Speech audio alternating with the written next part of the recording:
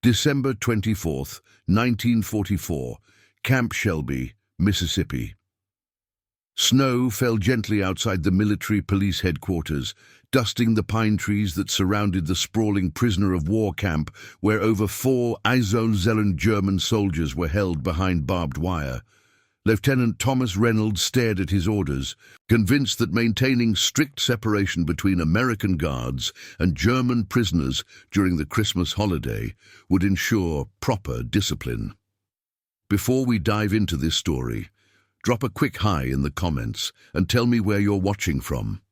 It really helps support the channel. What none of them realized was that a simple meal shared across enemy lines would reveal how the fundamental humanity connecting soldiers on both sides could overcome years of propaganda and hatred. The war had been raging for over 5 years. Europe lay in ruins, millions were dead, and the outcome still hung in the balance. Far from the front lines, America's heartland had become home to hundreds of thousands of captured German soldiers. By late 1944, the United States housed approximately 372,000 German POWs across 155 main camps and 511 branch camps nationwide. These men, former Wehrmacht soldiers, Luftwaffe pilots, and U-boat crews, had been transported across the Atlantic after capture in North Africa, Italy, France, and the crumbling Eastern Front. Camp Shelby, with its rows of simple wooden barracks spread across 134,000 acres of Mississippi pine forest, represented one of the largest POW facilities in America. The camp held a diverse population of German soldiers, everything from ardent Nazi true believers to reluctant conscripts who had never supported Hitler's regime. What united them all was their isolation, thousands of miles from home during what would be the 5th Christmas of the war. Oberleutnant Karl Müller paced the wooden floor of his barracks, the December chill seeping through his thin POW-issue jacket. At 34 years old, the former schoolteacher from Dresden had commanded a panzer unit in North Africa before being captured by American forces at the Battle of El Alamein in November 1942. 2 years as a prisoner had hardened his initially strong National Socialist convictions into something closer to bitter resignation. The Americans will give us the same gruel they always do, even for Weihnachten, Müller remarked to his bunkmate, Feldwebel Hans Weber. Remember what Goebbels told us. They have no respect for European traditions. In Germany, even our enemies would receive proper Christmas treatment.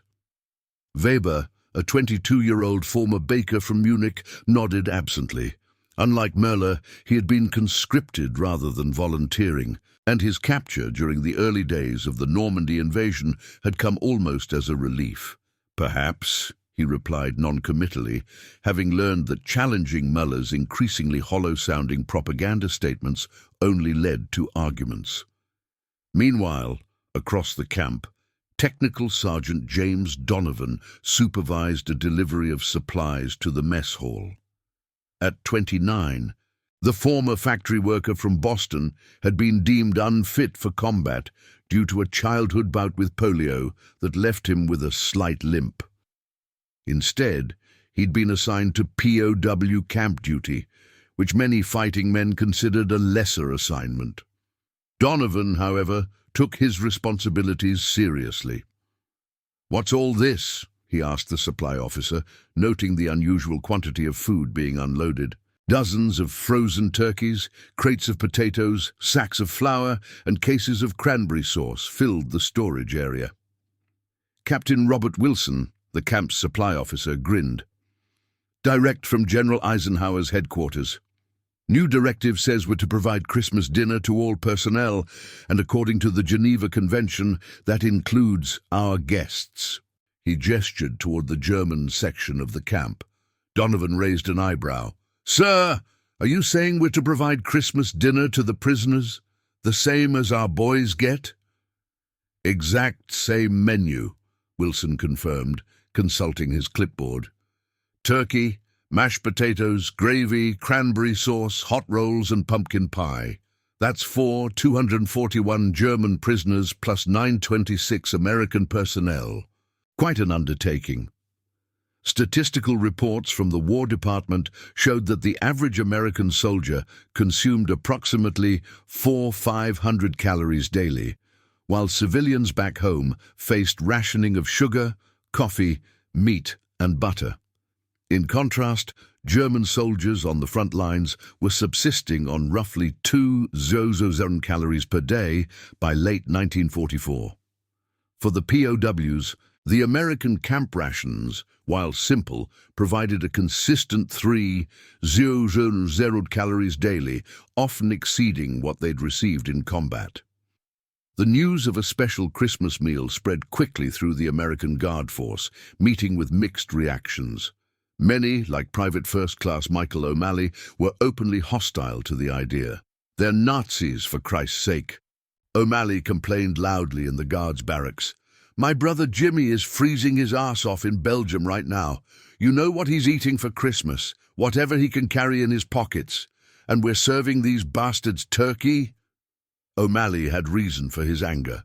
Just 9 days earlier, on December 16, 1944, Hitler had launched a massive counter-offensive in the Ardennes forest. The Battle of the Bulge, as it would later be called, caught American forces by surprise. Early reports indicated heavy American casualties and rapid German advances. The thought of treating German prisoners to a feast while American boys died in the snow did not sit well with many guards.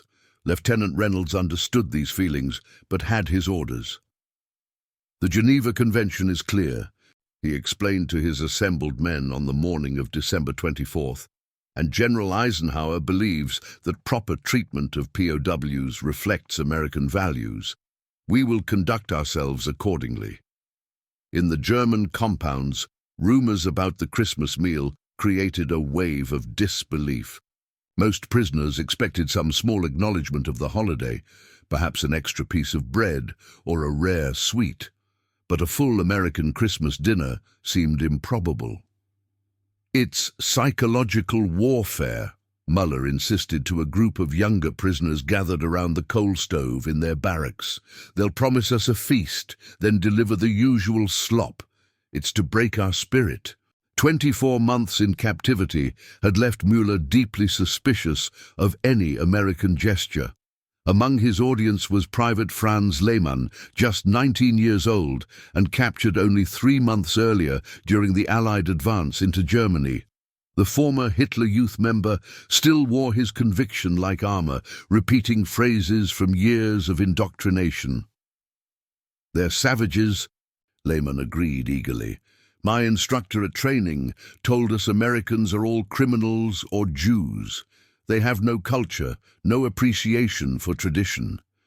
Weber, listening from his bunk, said nothing but exchanged glances with another prisoner, Gefreiter Stefan Brandt, a 30-year-old former factory worker from Hamburg with socialist leanings who had never embraced Nazism. As Christmas Eve progressed, the atmosphere in the camp grew unusually festive. American guards hung simple decorations in their quarters.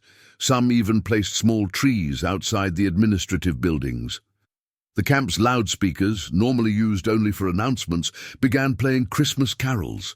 First American standards like White Christmas and Silent Night. Then, surprisingly, German carols, including O Tannenbaum and Stille Nacht. The music drifted through the camp as darkness fell. In the kitchens, American cooks and German prisoner helpers worked side by side, preparing the next day's feast. The camp had allocated 3 218 pounds of turkey, 2 300 pounds of potatoes, and 875 pumpkin pies for the Christmas meal. Sergeant Donovan oversaw the kitchen operations with unexpected enthusiasm. "My mother would roll over in her grave if she knew I was helping cook Christmas dinner for Germans," he told Wilson. "But no one should eat slop on Christmas, not even these fellows." As dawn broke on Christmas morning, a light snow continued to fall across Camp Shelby, an unusual sight for Mississippi. The guards changed shifts at 0600, with many grumbling about duty on the holiday. Lieutenant Reynolds made his rounds, ensuring security remained tight despite the festive occasion. The meal was scheduled to begin at noon, served in shifts to accommodate the camp's capacity. As the hour approached, Muller and his barracks mates were among the first group escorted to the mess hall. "Remember," Muller warned the younger men, "show no excitement. Don't give them the satisfaction." The prisoners filed into the mess hall, where an unexpected sight greeted them. The tables had been decorated with simple red and green paper.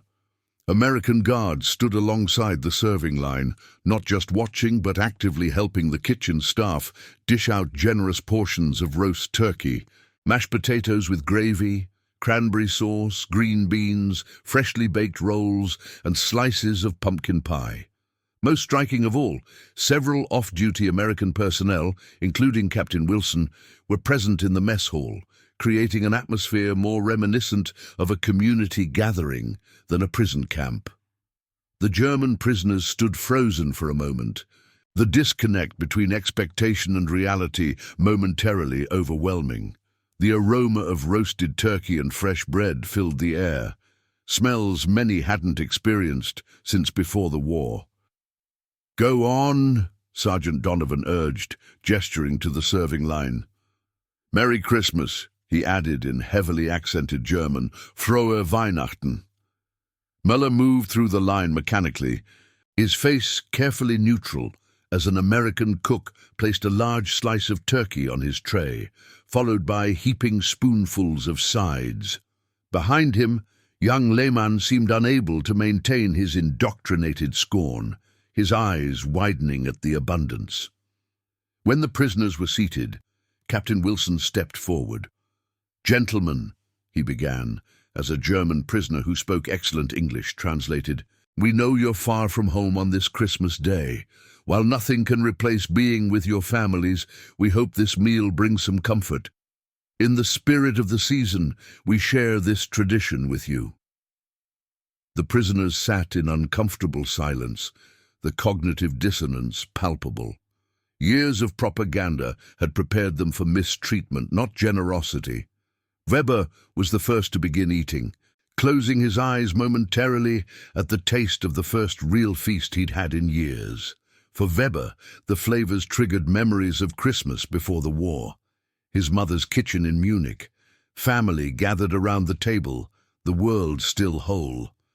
He had enlisted in 1941, spent one miserable Christmas on the Eastern Front in 1942, and another in Italy in 1943. Now, impossibly, he was eating turkey in America, served by the enemy. Across the mess hall, similar scenes unfolded as hardened soldiers encountered unexpected kindness. The youngest prisoners ate ravenously, while older veterans like Muller maintained more restraint, though few could completely hide their appreciation for the meal. Private O'Malley, assigned to guard duty in the mess hall, watched with conflicted emotions. "Look at them," he muttered to a fellow guard. "Eating better than my family back in Chicago." "Maybe," the other guard replied, "but they're still prisoners thousands of miles from home. I wouldn't trade places."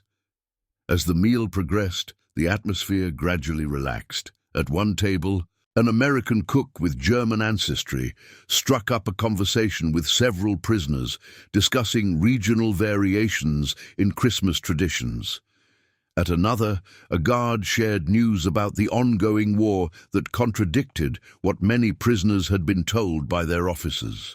By the third seating, word had spread throughout the camp about the reality of the Christmas dinner. Prisoners arrived with expectations transformed, some even offering Christmas greetings to their guards. For Muller, the meal represented a troubling contradiction. The America described by Nazi propaganda would never treat enemy prisoners this way. The abundance of food alone, during wartime no less, contradicted everything he'd been told about American capabilities. As an officer, he had repeated to his men the official line that Americans were soft, undisciplined, and incapable of the sacrifice needed for victory. Yet here was evidence of industrial might that could spare such luxury even for prisoners.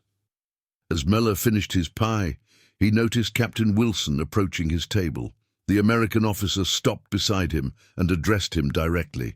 "I understand you were at El Alamein," Wilson said as the translator conveyed his words. Muller nodded stiffly. "Oberleutnant Karl Müller, 15th Panzer Division."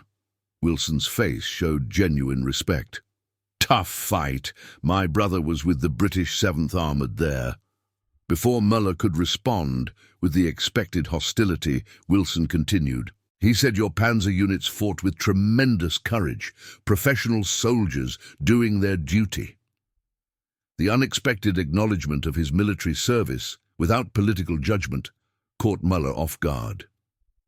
"Your brother survived?" he asked reflexively. "Yes," Wilson replied. "He's in Italy now."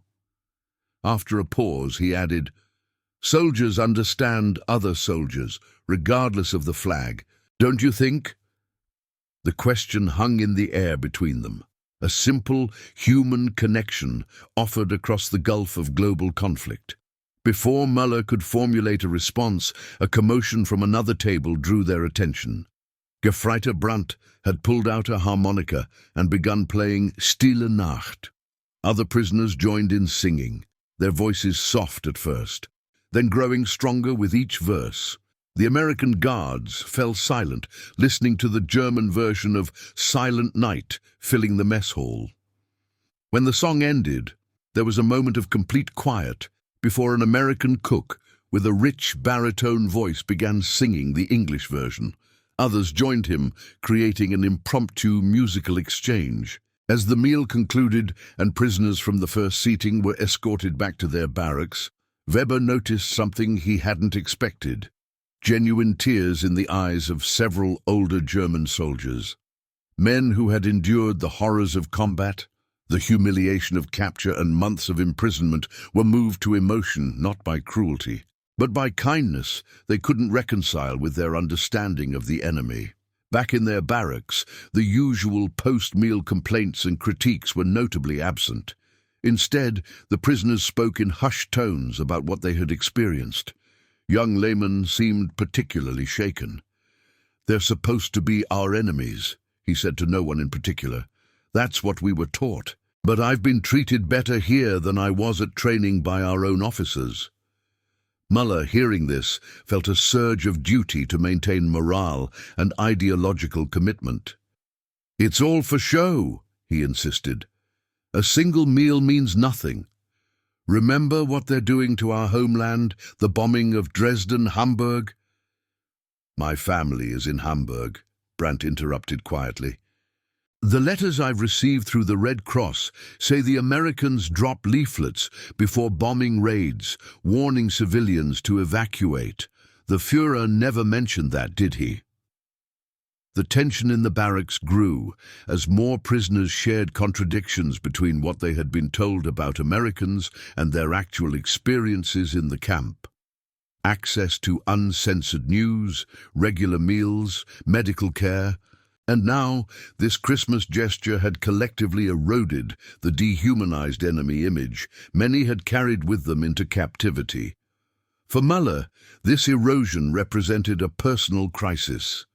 His identity as an officer, his belief in the cause, and his understanding of the world were all threatened by the mounting evidence that much of what he had accepted as truth was propaganda. Meanwhile, in the American section of the camp, the guards were processing their own conflicted feelings. Private O'Malley sat on his bunk, writing a letter home. "The strangest thing happened today," he wrote.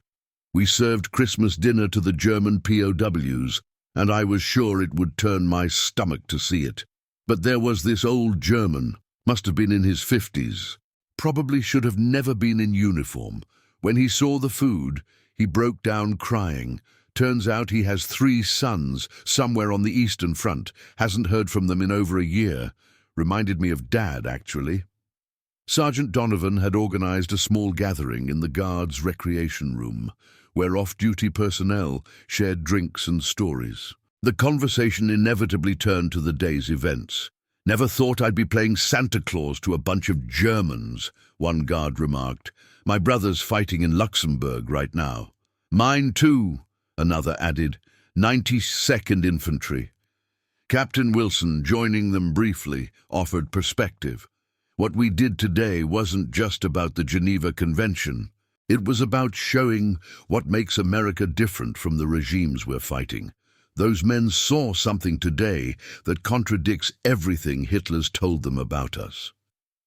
The impact of the Christmas dinner continued to reverberate through the camp as evening fell. In a remarkable break from protocol, Captain Wilson authorized a special Christmas evening gathering in the camp's recreation field. German prisoners were permitted to put on a program of Christmas carols and folk songs, with American personnel attending voluntarily. As darkness descended, hundreds of prisoners and dozens of guards assembled under the stars. Floodlights, normally used for security, created a makeshift stage area where a group of German prisoners with musical training formed a choir. Their voices rose in traditional German Christmas carols, the familiar melodies carrying across the compound. Among the American observers, Sergeant Donovan found himself standing near Lieutenant Reynolds. "Never imagined I'd be listening to German Christmas carols in Mississippi," Donovan commented. Reynolds nodded thoughtfully. "My grandfather fought against the Germans in the last war. He always said most of them were just ordinary men caught up in something bigger than themselves. I think he was right." In the German section, Müller stood apart from the choir but watched intently. Weber approached and stood beside him in silence for a moment. "It's not what we expected, is it?" Weber finally said. Müller didn't respond immediately. When he did, his voice was quiet. "I've been a prisoner for over 2 years. In that time, I've received exactly 3 letters from home. The last one, my wife mentioned food shortages in Dresden. She was feeding our children soup made from potato peels." He gestured toward the barracks, where they had returned from their feast. "While I eat turkey in America." Weber understood the crisis of faith beneath Müller's words. "It doesn't make you less loyal to question what we've been told," he offered. "Doesn't it?" Müller countered. "What if everything, all of it, was a lie?" Before Weber could respond, they noticed young Lehmann approaching with tears streaming openly down his face. The former Hitler Youth member, who had arrived at camp full of slogans and hatred, now seemed like the child he nearly was. "Herr Oberleutnant," he addressed Müller formally. "The American guard, the one who speaks some German, he gave me this." Lehmann held out a small carved wooden figure of a Christmas angel. "He made it himself. Said his daughter back home collects angels, and he thought I might like one." The boy's voice broke. "Why would he do that? We're enemies." Müller placed a hand on Lehmann's shoulder, finding no ready answer that aligned with the worldview he'd spent years defending. The cognitive dissonance was too great, the contradiction too fundamental.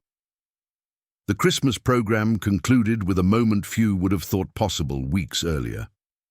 The German choir and several American personnel with musical ability joined together to sing Silent Night, alternating verses in German and English.